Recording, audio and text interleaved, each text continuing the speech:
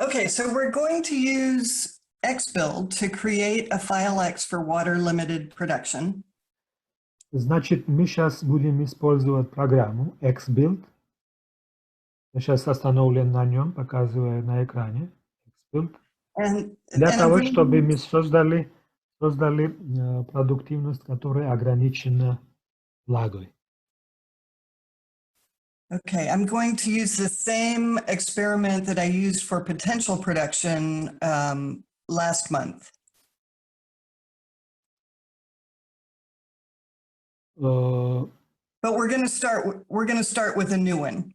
Yeah, I'm starting with the new one. I think it's So better to start the big new one. difference here is that the soil properties become important for water limited production. And so we're going to choose a soil profile. So Vatsang, you will need the weather and soil files. I have those ones. Yeah, I have those ones. Okay. Yeah. Okay. So we're going to work with the same location near Almaty that we used to demonstrate the potential production exercise. Yeah, please a little stop that we have the time so we can work on that. Значит, друзья и коллеги, мы будем сейчас строить этот файл. Принцип тот же самый, как мы использовали при построении X-файла для потенциальной продуктивности. Просто мы добавим туда дополнительные опции. Так что некоторые моменты будут повторены. Это, думаю, что будет полезно. И мы используем погоду и почву, которые мы подготовили для этой цели. Okay, because we've added a new soil and a new weather file, we want to make sure to refresh the screen at the top of XBuild. Let me explain this one. Мы приготовили два файла.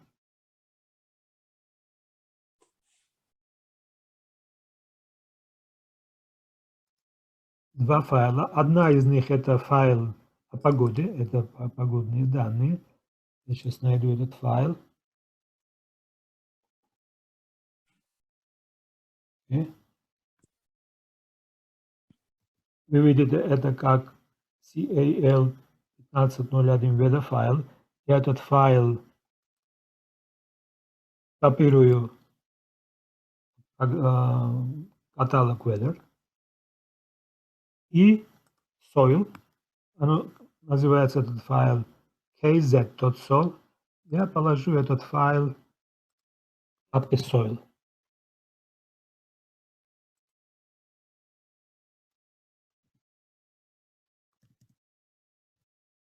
Значит, два созданные нами файла, файл о погоде и файл о почве, положили соответствующие каталоги. Так, я еще положу сюда и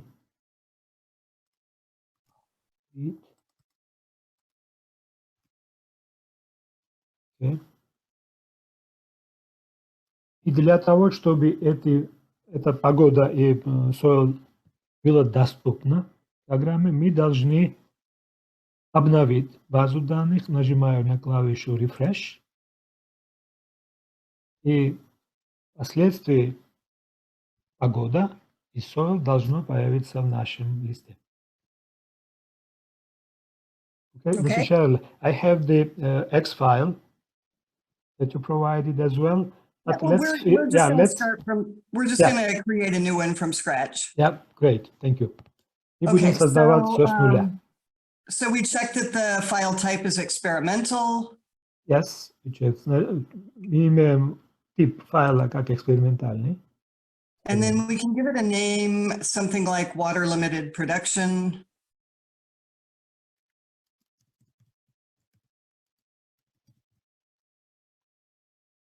Название эксперимента мы всегда должны дать осмысленное описание, поскольку это связано с ограниченной продуктивностью, которая ограничена влагой, мы туда я записал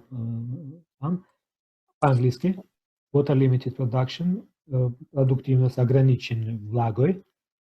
В предыдущих упражнениях вы помните, что мы туда писали потенциальную продуктивность, чтобы отразить сущность, что этот эксперимент отражает.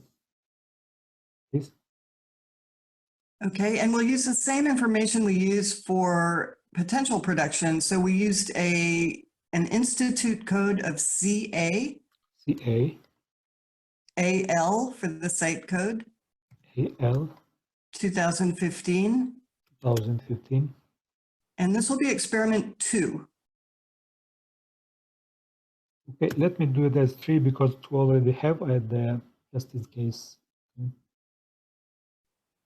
And crop. Okay, and the crop is wheat. Такая стандартная информация, которую мы предоставили. 2 буквы, как мы согласились на этом. Это учреждение, это участок, год. Номер присваиваем свободно. И выбираем кроп, который в нашем случае это пшеница, wheat. Okay, so we don't need anything else on the screen. We can click next. Все остальное это не обязательная информация. Если вы заполните, это будет дополнительное, как бы описательное слово.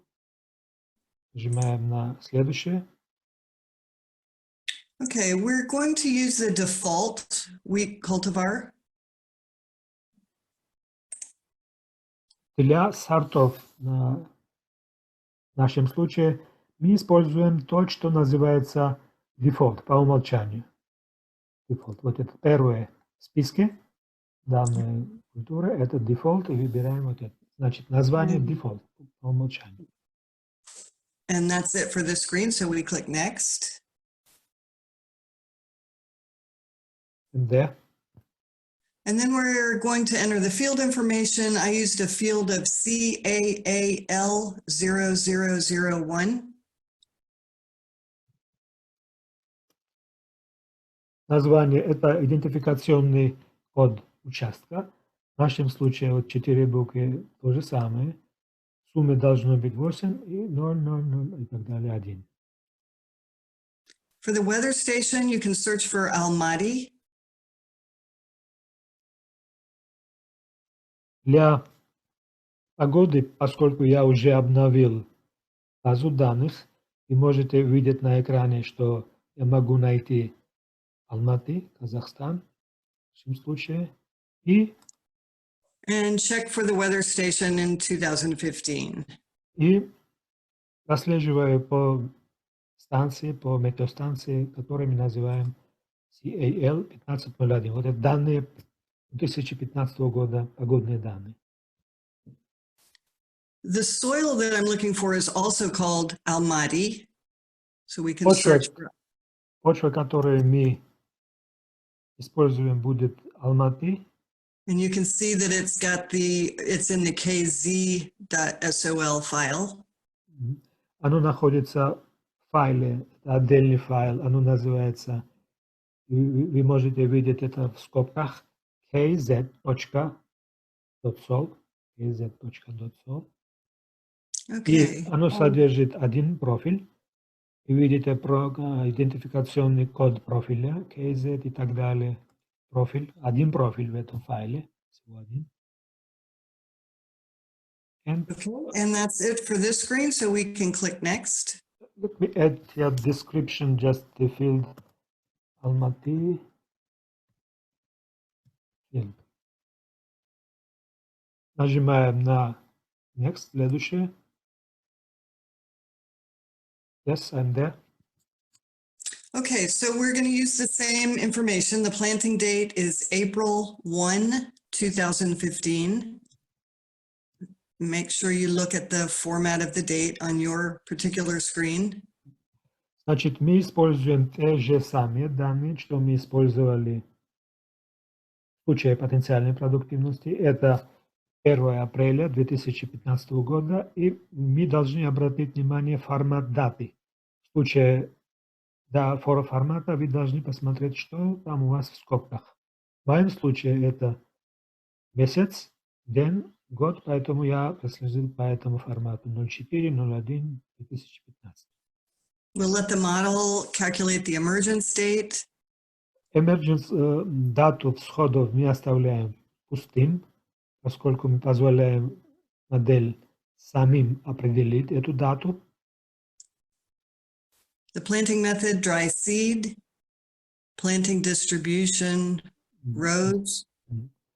Метод посадки, опять-таки, dry seed, сухие семена. Distribution, распределение сева по полю, считаем в рядах. Rows. The plant population is 200 plants per square meter. Популяция растений на квадратном метре. Это вы можете рассчитать какими способами. В нашем случае это 200 на квадратном метре пшеница. We'll use the same for the emergence, 200 plants per square meter. Считаем, что emergence то же самое. Вы можете это пропустить. В нашем случае мы считаем, что все 200 имели всходы. Row spacing 16 centimeters. Расстояние между рядами 60 сантиметров. Row direction 0 degrees. Направление рядов от севера будем считать 0. And planting depth is 4 centimeters. И 4 сантиметра для глубины сева. И тоже тут можем дать описание. Сев, допустим, 4 апреля и еще какие-то характеристики, которые вам понадобятся при анализе, при выборе, когда есть несколько уровней. Okay, and we Нажимаем put на ОК. And that takes us back to the main screen. And at this point, this is all that we entered. This is all the information we needed for potential production, but we need some more information for water limited production. После этого момента мы возвращаемся к главному экрану. То, что мы сейчас ввели, это то же самое, что мы сделали при потенциальной продуктивности. Вот эти уровни, которые мы сейчас определили, то же самое один к одному, то, что было сделано раньше. Но сейчас мы перейдем как раз к продуктивности, ограниченной влагой. So from the top pull-down menu, we're going to select environment and then initial conditions. Из главного меню, вот это главное меню, которое находится выбираем среда, environment.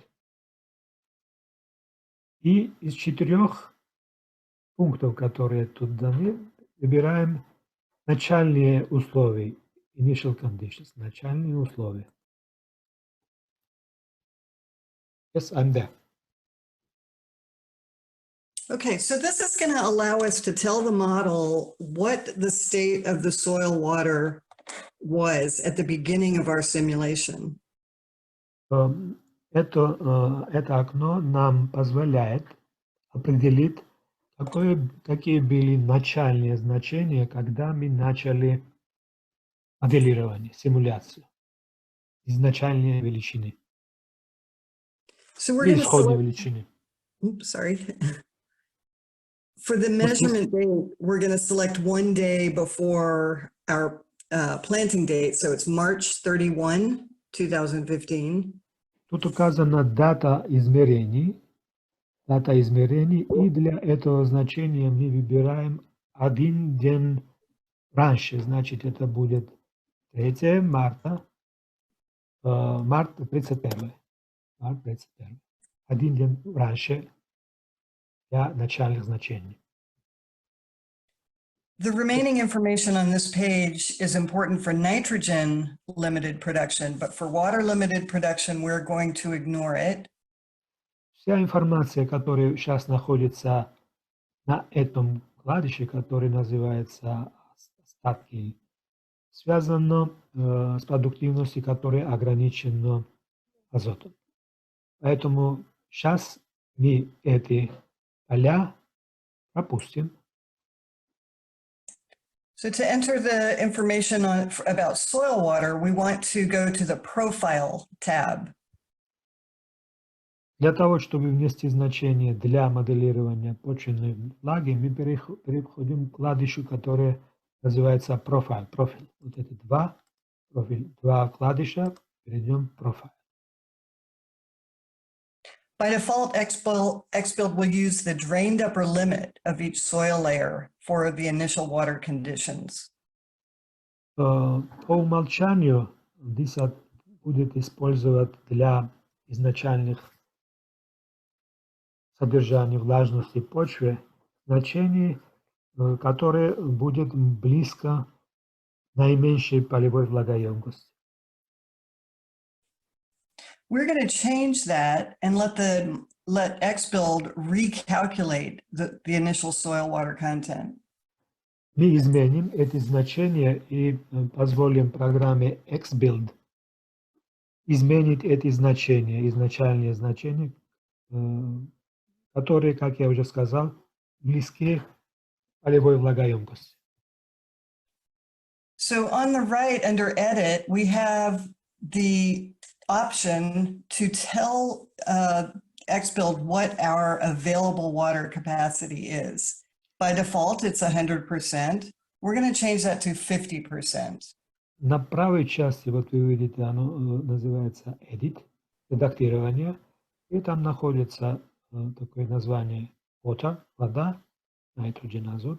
Оно позволяет нам изменить изначальные значения. В нашем случае для влаги 100 мы изменим на 50. Значит, вместо 100% мы говорим модели, что доступно будет 50%. And now when you hit recalculate, XBuild will calculate the volumetric water content at 50% of available water.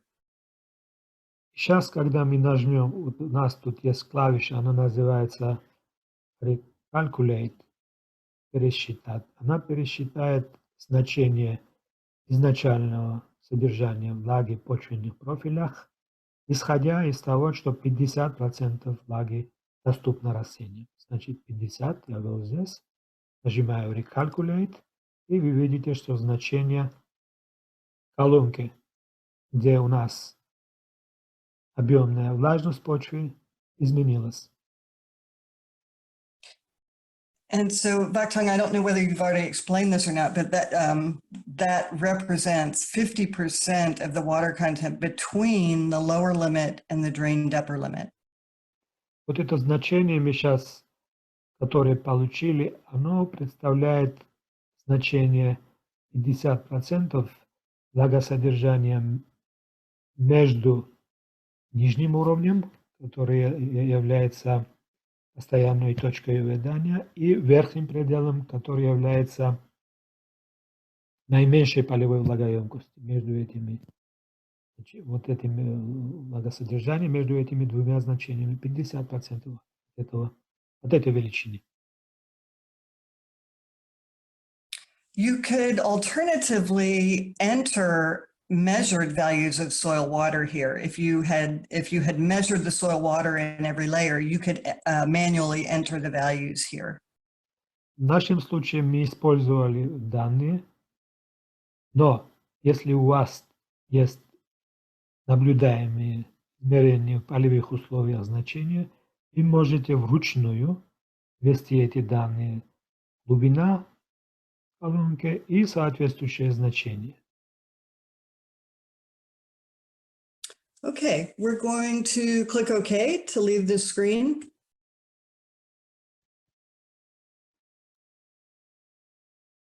И нажали на ОК, вернулись опять к главному экрану. Это касалось Environment and Initial, исходных значений. Дальше переходим. The next thing we're going to do is simulation options. We want to make sure that we run the water balance routines and that we turn off the nitrogen simulation routines. Дальше мы переходим в меню, который называется опции для моделирования, Simulations Options. Определяем разные параметры, которые управляют моделированием. И убедимся, что включен моделирование влаги и отключен все остальные, допустим, азот. Okay, we can start our simulation on the same date that we gave the initial conditions. That was March 31, 2015. Первым делом мы определяем, когда мы начинаем моделирование, старт симуляции. Мы берем это то же самое, что было определено при измерении начальных условий, значит, март 31, за день до сева. And now we want to go to the Options tab. И переходим к вкладке, которая называется Опции, Options. We want to make sure that the water is switched to yes. Убедимся, что влага, water, находится в положении yes, включен, yes. В нашем случае при потенциальной продуктивности вы помните, что мы все отключили, в том числе воду. Сейчас оно в положении yes. And then all the other options are switched to no. И все остальные опции, которые находятся на этой вкладке, мы отключаем. Вы видите, что все находятся в положении no, отключенном, за исключением water, который имеет значение yes. And the CO2 is set to the actual CO2 at Mauna Loa. И значение CO2 это находится в положении фактическое значение CO2. Фактическое значение CO2. By default оно имеет это значение, и оставляем так, как оно есть. And we would also like to control the outputs that the model will generate. So we select the Outputs tab. И еще хотим контролировать те выходные данные, которые мы получаем. Поэтому мы переходим в Outputs, выход. And we want the frequency of output to be 1 up at the top, that we want overview to be yes and summary to be yes. Частота. Мы хотим, чтобы получили каждодневные значения, поэтому это единица. Резюмирование значения находится yes, summary yes. Это две файла, которые дают как бы сводку, суммарное представление о процессах. And the next two, we're going to leave the way they are, the default output files and the ASCII format. Две остальные мы оставляем, как оно есть, те же самые значения, как они имеют. In the details, we want the growth set to yes. В деталях, которые мы получим, мы оставляем рост. Положение yes, это связано с ростом. Выходные данные. We can switch carbon to no. Углерод нет. Water, yes. Поскольку мы моделируем водный баланс, оставляем это положение yes. Nitrogen, no. Phosphorus, no. И отключаем фосфор и азот положение no. Так же, как и заболевания, chemicals и так далее. And we're good. So we can click OK. И мы нажимаем на ОК. Okay, the last thing we want to do is create a treatment table. So we go to the treatment menu. Последнее, что мы должны сделать, это перейти в положение в меню, которое называется Treatments, опыты. Okay, we're going to label this first treatment rain-fed. So we're no irrigation. Первый опыт мы назовем агарный, rain-fed. И не будем иметь ирригацию. We want to be sure that we select the initial conditions that we set. Вы видите, некоторые поля уже имеют значение, в том числе сорт, cultivar, поле. planting, связанные с контроль симуляции, но нету тут исходных значений, которыми я сейчас как раз показываю на экране. Initial conditions – это исходные условия. Я выбираю один, поскольку мы определили исходные условия. So we did not use initial conditions for the potential production, but it becomes very important when we start simulating the water balance. Мы не использовали исходные условия, когда мы моделировали потенциальную продуктивность, но поскольку мы моделируем сейчас лимитированной влагой продуктивность, она является очень важной. Okay, we're going to add complexity to this later, but I want to go ahead and see if it runs the way it is before we start adding more information. Мы будем добавлять этому дополнительные условия, но сейчас пока мы не внесем сюда ничего дополнительного, просто нажмем ОК. Okay, so we click OK. And we save the file. И мы сохраняем этот файл.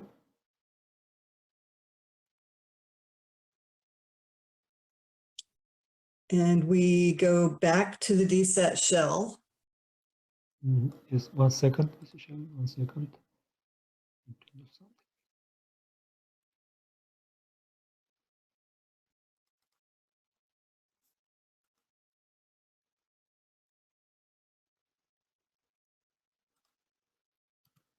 I need to make one change, 1 second, and then we will proceed with the exercise.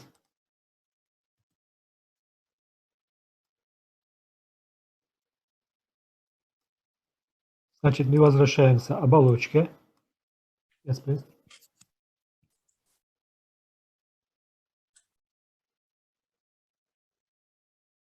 И выбираем cereals. Cereals. Yes, it's a wheat experiment. Эксперимент по пшенице. And we called it CAAL 1503. Yep, exactly. И я выбираю тот эксперимент, который только что мы создали. Это CAL 1503. Вы видите описание Water Limited Production. So let's see if it runs. Посмотрим, прогоняем модель, если она будет работать. Выбираем Series 5.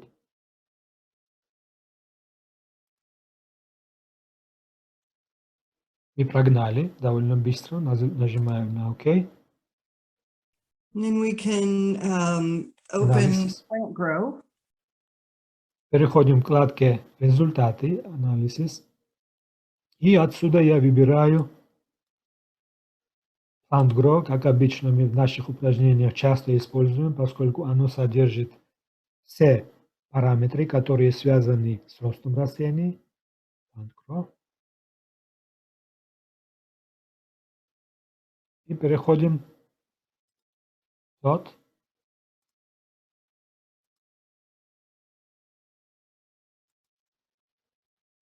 Используем программу gBuild. Okay, so let's look at the tops weight and the harvest product.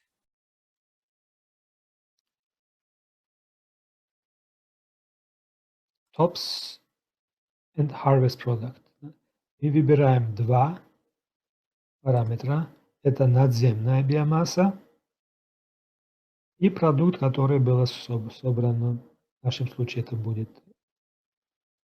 зерно. И у нас есть один опыт, который мы назвали агарный, неорошаемый. И рисуем, вводим график на экране. And it did run, so this is a good sign. Yeah. И мы получили результат, прогнала этот модель.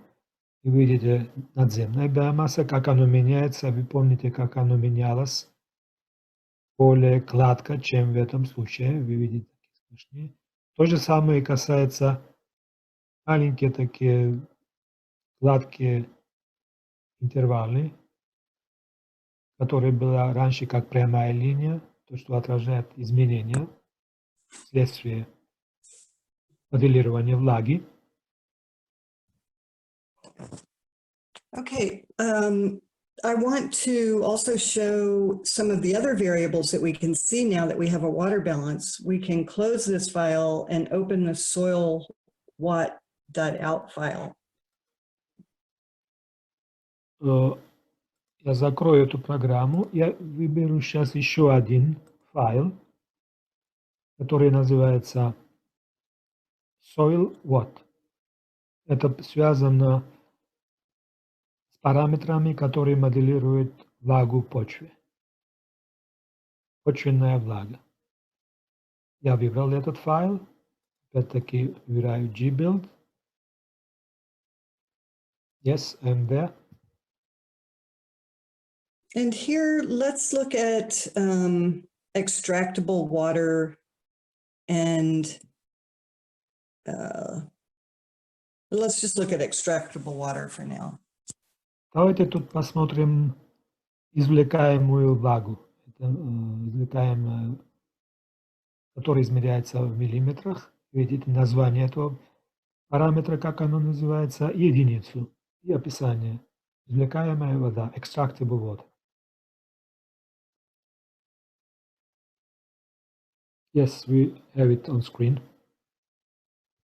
Okay, so this shows a time series of the extractable water in the entire soil profile over the course of the simulation. Этот график показывает динамику изменения извлекаемой влаги по почвенному профилю, по целому почвенному профилю начала посева и до конца, в течение всего вегетационного сезона, как оно менялось по всем профиле, по всей глубине. So it does look like there's sufficient rain early in the season, but I can't read the dates, but I guess around day 30. 45, the rainfall falls off and Yep. the extractable water decreases. По этому графику мы можем заключить, что до номера дня после посадки 40-45 было достаточно влаги в почве в результате осадков, но после 45-го дня приблизительно 40, может быть, 2 или 3, влага, почвенная влага, извлекаемая, вы видите, как оно резко уменьшается за исключением некоторых интервалов до конца сезона. So can you go back and put precipitation on the graph with this so we can see what the precipitation is doing? Precipitation we have in weather file. It's here as well.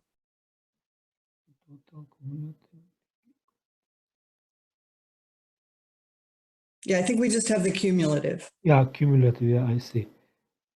Давайте вместе с извлекаемой водой туда же мы вместим осадки, кумулятивное значение, кумулирующееся во времени. Yes. And so it does show that there is rainfall. Every time the pink line jumps up is a rainfall event.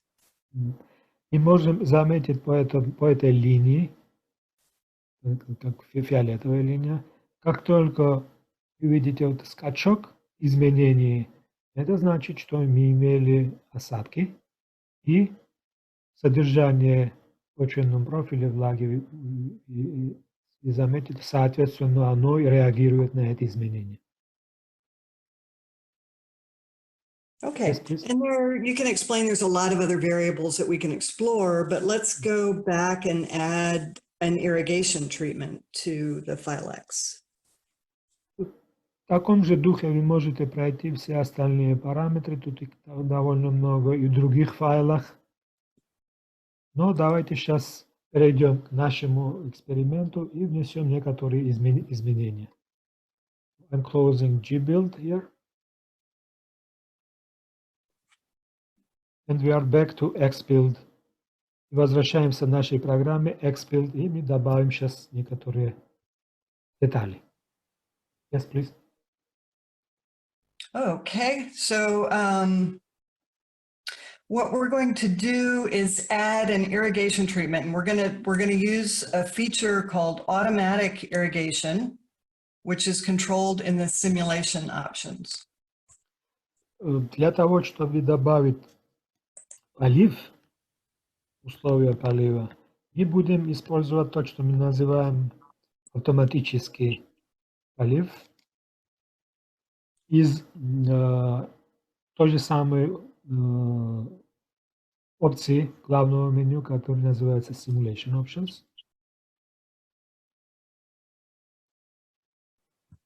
Okay, we're going to create a second level of simulation options. So this first one is for rain-fed, and the second one will be for automatic irrigation. Я добавлю тут описание вот к этому первому уровню, которое нам первое, оно было пожарное. И мы добавим сюда еще один уровень,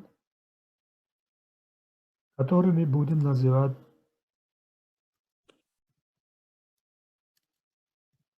автоматический полив. Это второй уровень. Значит, в параметрах моделирования у нас два уровня. Первый уровень, то, что у нас было, и мы еще добавили один уровень. Пока что оно то же самое, что и первое, но мы сейчас несем поправку. Okay, so we go to the management, irrigation and water management tabs. Для второго уровня я перехожу к табличке, вкладке, которая называется «Управление», «Management», и вы видите на экране. And then the irrigation and water management. Там в следующем уровне опять-таки появляются вот такие вкладки. Выбираю Irrigation, полив, вкладку. Okay, and instead of unreported dates, we are going to select the automatic irrigation. И вместо опции, которую вы сейчас видите, Unreported Dates, оно говорит, что полив будет происходить по определенным дням. Вместо этого мы будем выбирать автоматический полив, когда необходимо. Automatic when required.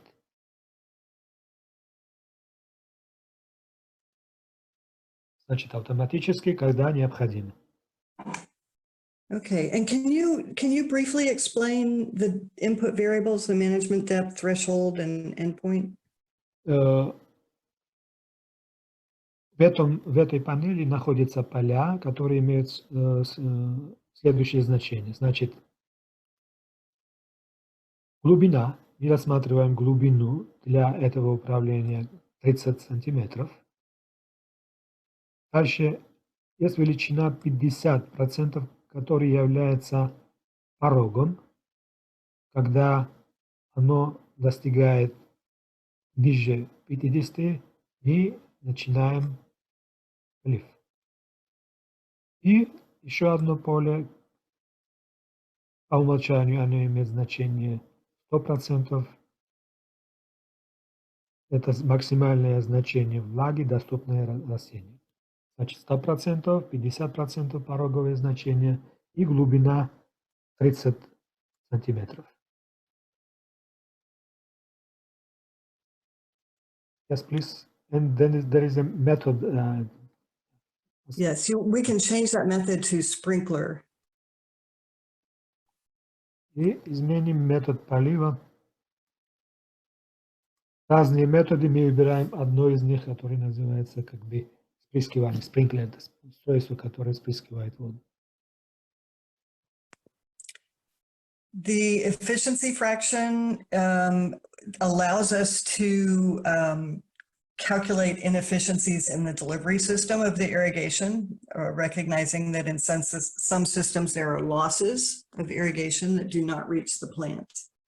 Это величина, которая сейчас имеет значение 1, и тут написано efficiency fraction. Это определяет количество воды в относительных единицах, которое фактически используется для полива. В некоторых системах оно связано с потерями, поэтому по этому значению вы можете корректировать величины полива. Okay, and the other two inputs we are not using for this option, so we'll ignore them for now. И два другие поля, которых вы видите наверху, мы не будем использовать в этом случае. So we can click OK. Нажимаем подтверждение, ОК. Now we need to create a second treatment to use that irrigation option. So we click on treatments.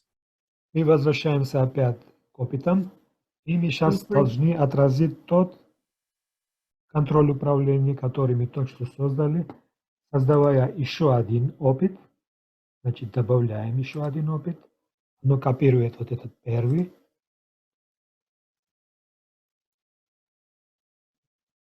Это будет полив. Yes, please. I added the second one.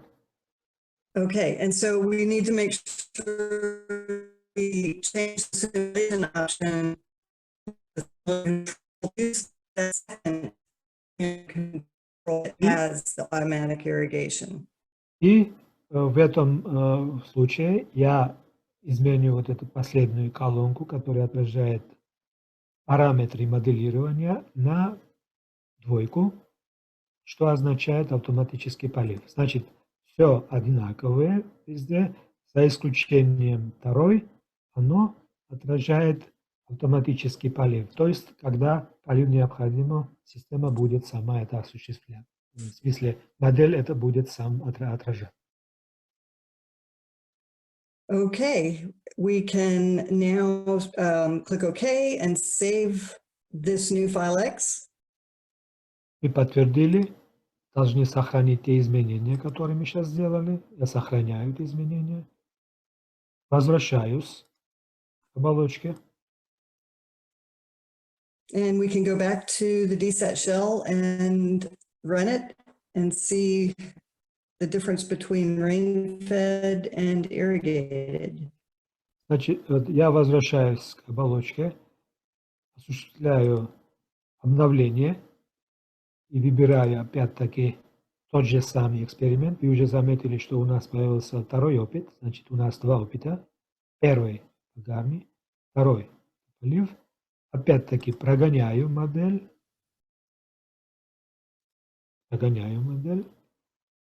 Оно успешно завершило работу. Перехожу к вкладке «Анализ», результаты. Let's show opening both plant grow and soil watt at the same time. Опять, ну, на этот раз давайте выберем оба вместе. Это plant grow и soil watt. Два файла.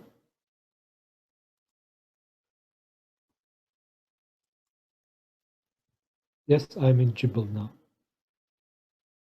Okay, so show where you can toggle between the plant grow and the soil watt under the files so we can choose the variables we want. Поскольку я выбрал два файла, у нас должно быть выбора перейти с одного файла на другой.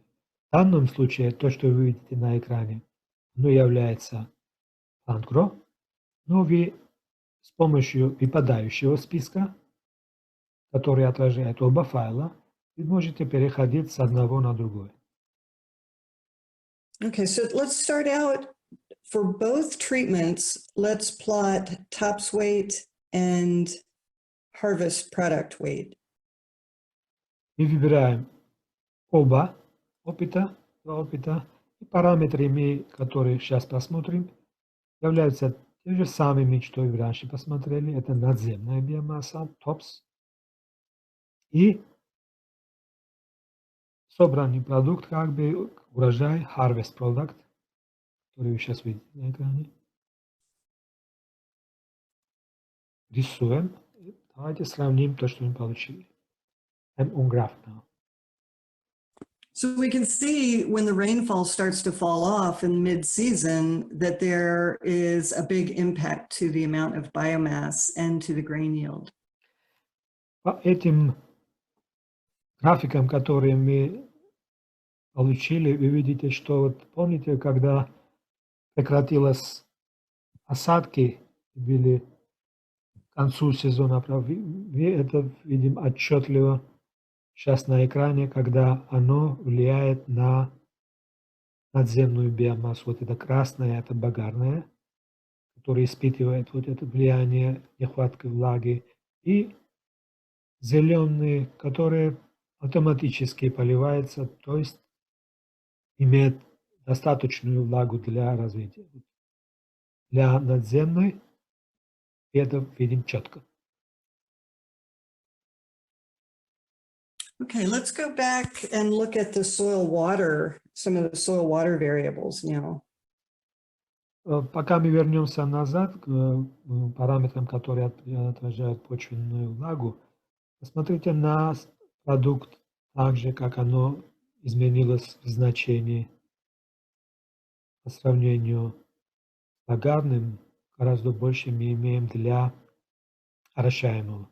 Сейчас вернемся назад и выберем. Do we need to turn off those two parameters here? Actually, before you leave here, let's look at the stress. Let's look at the water stress.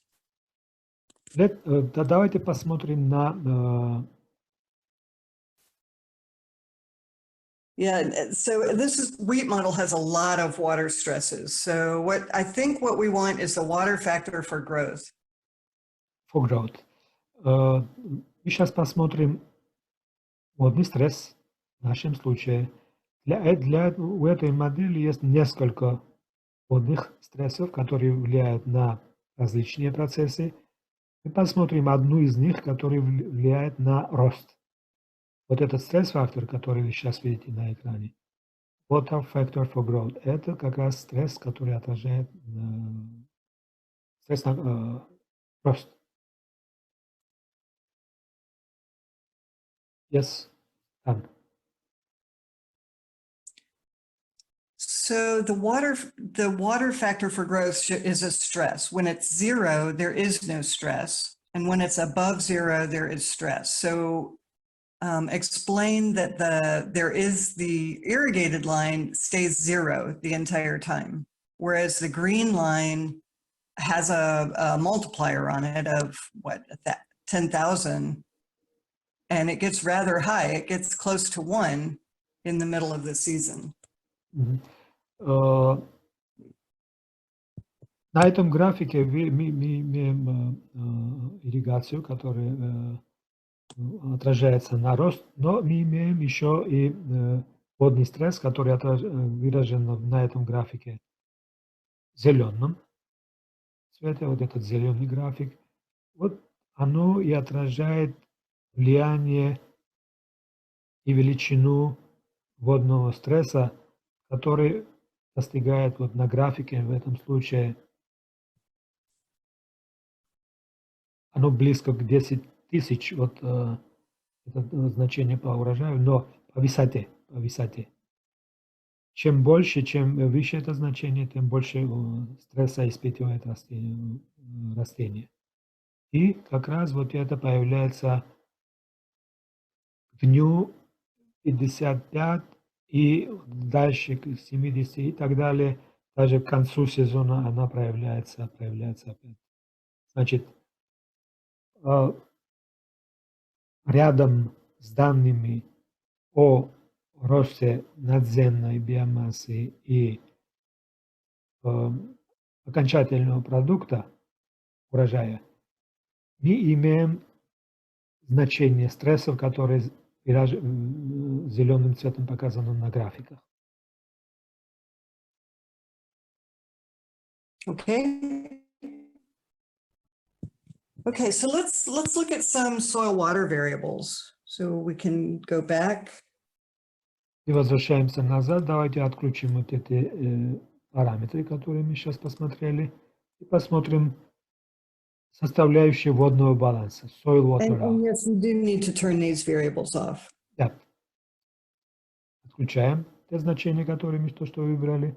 Выбираем файл почвенной влаги. Okay, let's start with extractable water for both scenarios. И выбираем опять-таки извлекаемую влагу для обоих сценариев. Для агарного и для опыта с поливом.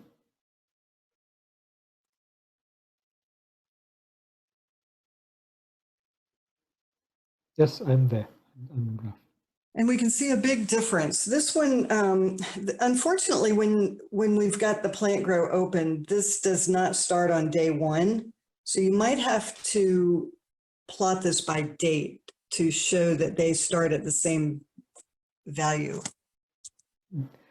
Right, this is starting 1 day late. So can you go back and set the option to plot by date? Yes, I will do 1 second. Вот этот график сейчас наглядно показывает изменения, которые происходят с автоматическим поливом. Вы все это видите. Но поскольку мы начали симуляцию на 1 день раньше, то мы сейчас изменим единицы, которые мы имеем на горизонтальной, которые являются дни после сева, на фактическую дату. Это делаем мы Options, Date, выбираю дату, мы это делали в наших упражнениях. Вместо дней после сева я выбираю дату, нажимаю ОК. Выбираю те же самые параметры и смотрим на дату. Yes. Now we can see that the initial conditions, they are identical. There is an irrigation event on that first day that makes the two soil water profile different right from that first day. Вот вы видите пересечение, и вы можете заключить, что вот они начинали с одной точки, вот эти два опыта, два кривые, но сразу после первого дня вы видите, что был полив, скачок вот такой, полив, но начало было с одного значения.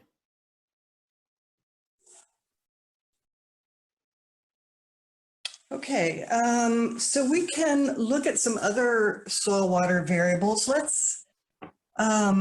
Let's turn on the cumulative effective irrigation. Leave these two, or leave this variable on, but also add the irrigation. Мы сейчас оставим вот этот параметр, который является извлекаемой влагой, и добавим еще один параметр, который называется эффективный полив, но оно является кумулятивным, складывается во времени. Нажимаю на Next. Yes, done. Okay, so you can see the days where irrigation occurs. There's one irrigation at the very first day, and then there's sufficient rainfall that no irrigation is needed until midway through the season. По этим графикам мы наглядно видим, что первый полив произошло сразу в начале. Видите, вот скачок. Потом продолжительности до 16 мая приблизительно не было никакого полива, потому что влаги было достаточно в почве. И потом полив. Несколько поливов в течение вегетационного сезона до конца сезона. 1, 2, 3, 4 полива. Yes. And so let's go back and take a look at the soil water in the different layers. Maybe look at layer 1 first. Значит, вот это полив, как оно отразилось, и мы видим эффект этого полива. Давайте вернемся назад и посмотрим содержание влаги в первом почвенном слое. To turn off the others.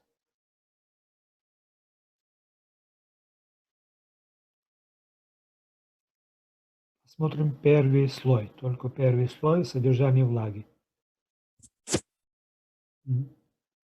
Yes.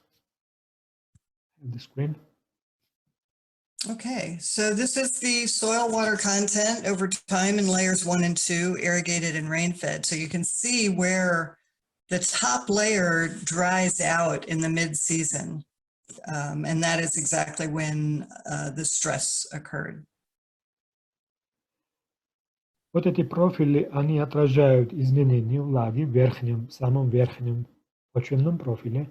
Вы видите разницу в начале, после полива, потом в середине, вот где вот стресс сразу появился, вы видите в случае агарного опыта, как низко изменилась величине влажности почвы по сравнению с орошаями. Вот это четко видно вот 26 мая до чуть-чуть, и потом после до 5 июня, может быть 10 июня. Вот четкая разница, когда полив изменило содержание почвенной влаги. Мы говорим сейчас только о верхнем почвенном слое. И где-то в конце тоже самые тенденции. So I think it would be interesting to leave this on, but go back and turn on the water stress variable, and we can see that that timing is exactly the same, and also show that you can pick variables from both files at the same time. Теперь, когда мы посмотрели вот содержание влаги в верхнем почвенном слое, оставим этот параметр как выбранный, перейдем к другому файлу. Извините. И вот, да, я вас слушаю. У нас заканчивается ограничение по времени. Да, я понимаю. Для да. Да, я знаю. Спасибо за то, что вы посетили сегодняшнее занятие, Хасан, Надежда. Я желаю успехов, и если что, имейл, и мы увидимся с вами на следующем занятии. Хорошо. Спасибо огромное. Всем до свидания. До свидания. Значит, продолжаем. Значит, я добавляю сюда еще один фактор, который мы только что смотрели перед этим. Это стресс-фактор, который влияет на рост, чтобы сравнить, когда оно проявляется.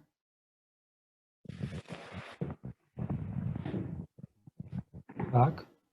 И в одном графике сейчас видите изменение влаги и стресс-фактор.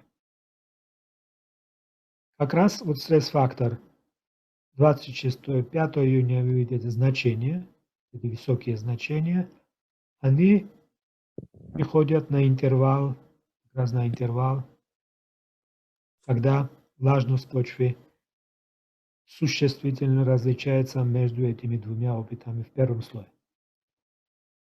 Yes, please. I just showed them together, three of them. Okay, so we can continue to look at variables, but I know some of the participants need to leave. Is that right? Just two of them left, because of the time limit. Yeah. So they've already gone. Should we continue? I think we now can stop on this if they have their question, etc., and then. Okay. Вот эти примеры, которые мы сейчас вам показали, наглядно можно проследить, как модель реагирует и отражает то, что происходит при моделировании влаги в почве, изменение разных характеристик и влияние на рост и развитие растений с помощью факторов стресса.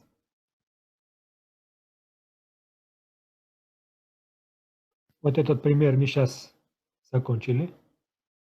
И если у вас есть вопросы, пожалуйста, я сейчас отключаю